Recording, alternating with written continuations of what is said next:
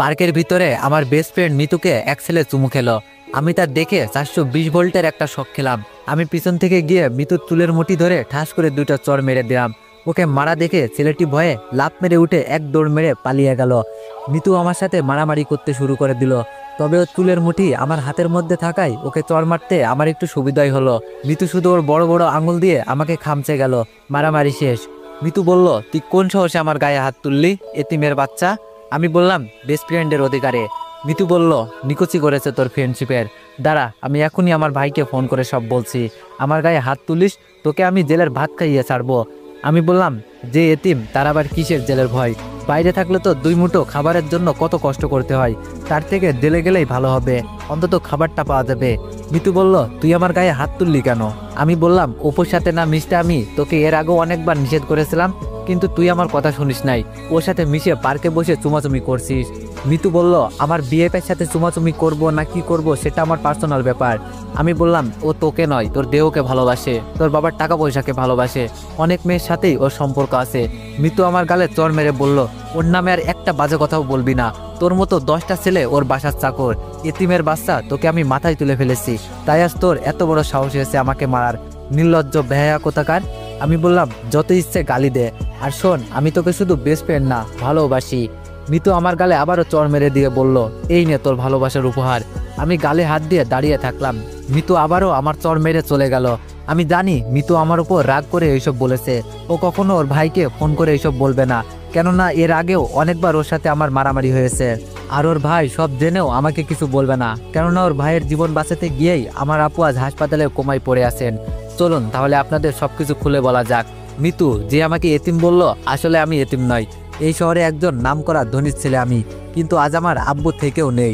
আমি যখন পেটে ছিলাম আর আমার আপুর বয়স যখন 5 বছর, তখন আমার আব্বু আমার আম্মুকে তালাক দিয়ে এক ধনী মেয়েকে বিয়ে করে নেন। এরপর একদিন আম্মু আমাকে জন্ম দিয়েই চলে যান না ফেরার দেশে। আমাকে কোলে করে নিয়েই আমার আপু মানুষের দ্বারে দ্বারে ভিক্ষা করে বেরিয়েছে। আমার বয়স যখন 5 বছর, তখন আমার আপু মানুষের বাসায় কাজ করে এনে আমাকে খাইয়েছেন। এভাবেই আপুর কাছে আমার মা বাবার আদরে বড় হতে থাকি। আমি যখন 9-এ উঠলাম, তখন আমার আপু মানুষের বাসায় কাজ করা ছেড়ে দিয়ে গার্মেন্টসে চাকরি নিল, কেননা আমার আপু ছিল অনেক সুন্দরী। বাসায় কাজ করতে গেলে অনেকে খারাপ নজর দিত।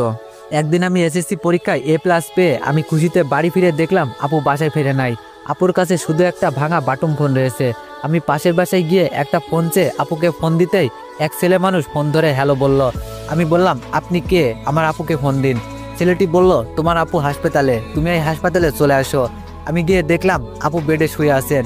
ওর পুরো মাথায় চুলগুলো কেটে ফেলা, সাদা কাপড়ে ব্যান্ডেজ করা। আমি বললাম, আমার আপুর কি হয়েছে? মিতুর ভাই বলল, আমাকে সন্ত্রাসীর হাত থেকে বাঁচাতে গিয়ে তোমার আপু গুলি খেয়েছে। আমি মিতুর ভাইকে গিয়ে বলতে লাগলাম, আপনার জন্য আমার আপুর এমন হয়েছে, আমার আপুর কিছু হলে আপনাকে ছাড়বো না, আপু ছাড়া আমার আর কেউ নেই। মিতুর ভাই এসে আমাকে বুকের সাথে জড়িয়ে ধরে বলল, কে বলেছে তোমার কেউ নেই? আমি আছি, তোমার আপুর ভালো হতে যত টাকা লাগবে সব টাকা আমি দিয়ে চিকিৎসা করাবো। আমার জীবন বাঁচাতে গিয়ে তোমার আপু নিজের জীবন উৎসর্গ করতে দ্বিধাবোধ করেনি, আর আমি এগুলো করতে না পারলে আমাকে আল্লাহ কোনোদিনও ক্ষমা করবে না। ডাক্তার এসে একটা রিপোর্ট দেখে জানালেন উনি কোমায় চলে গেছেন, ভালো হওয়ার সম্ভাবনা নেই বললেই চলে, মাত্র 1%। আমি আপুকে জড়িয়ে ধরে কান্না শুরু করলাম। আপু কিছুই বলছে না। দেখলাম শুধু ওর চোখের কোণা দিয়ে 2 ফোঁটা জল বেরিয়ে আসলো। সেই থেকে মিতুর ভাই আমার আপুকে দেখার জন্য একজন নার্স রেখেছে এবং সমস্ত চিকিৎসার দায়িত্ব উনিই নিয়েছেন।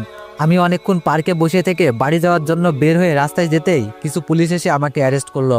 সরি আবির, আমার কিছুই করার নেই, উপর থেকে অর্ডার তোমাকে অ্যারেস্ট করার।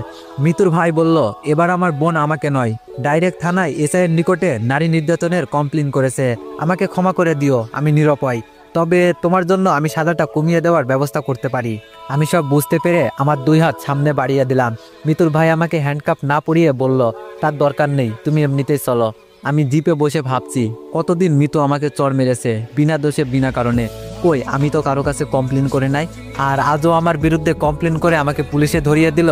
আমাকে জেলের ভিতর ঢুকিয়ে দিয়ে মিতুর ভাই বলল, তোমার যখন যা দরকার হবে আমাকে বলো, আমি সব ব্যবস্থা করে দিব, আর তোমার নিম্ন শ্রেণী 1 মাস জেল খাটতেই হবে। আমি কিছু না বলে মিতুর ভাইকে বললাম, আপনি শুধু আমার আপুকে দেখে রাখবেন প্লিজ, আর আমার তো সামনে এইচএসসি পরীক্ষা, জেলের ভিতরেই যদি আমার পড়াশোনার ব্যবস্থা করে দিতেন। মিতুর ভাই বলল, আচ্ছা সব করে দিব। বলেই মিতুর ভাই ওনার চেয়ারে গিয়ে বসলো। আমার জেলে থাকতে কোনো সমস্যা হলো না, প্রতিদিন ক্যালেন্ডারে তারিখ গুনতাম, কবে 1 মাস হবে, জেল থেকে বেরিয়ে আপুকে দেখব। এভাবে 1টি মাস পার হয়ে গেল। আমাকে জেল হতে মিতুর ভাই ছেড়ে দিয়ে বললেন, এই টাকাগুলো রাখো, এখানে 50,000 টাকা আছে। আমি টাকাগুলো নিতে না চাইলেও জোর করেই আমাকে দিয়ে দিল। আর কতদিন মানুষের লাতিগুতো খেয়ে বেঁচে থাকবে, এবার জীবনে কিছু করো। আমি বললাম, অবশ্যই কিছু করব, তবে আমার পরীক্ষাটা আগে হয়ে যাক। বের হয়ে আসছি আর ভাবছি, টাকাগুলো যদিও ব্যবসা করার জন্য সামান্য, তবুও আমার মতো এতিমের কাছে এই টাকাগুলো অনেক। এই টাকাগুলো দিয়ে আমি আমার ভাগ্যটা লিখবো। আপু সুস্থ হলে ভালো একটা ঘরে ওর বিয়ে দিব, আর আমার বেইমান বাবাকে সব বুঝিয়ে দিব। কিছুদিন পর আমার এইচএসসি পরীক্ষা শুরু হয়ে গেল। আমার আর মিতুর সিট পাশাপাশি পড়েছে। আমি চুপ করে মাথা নিচু করে বসে রইলাম। আমার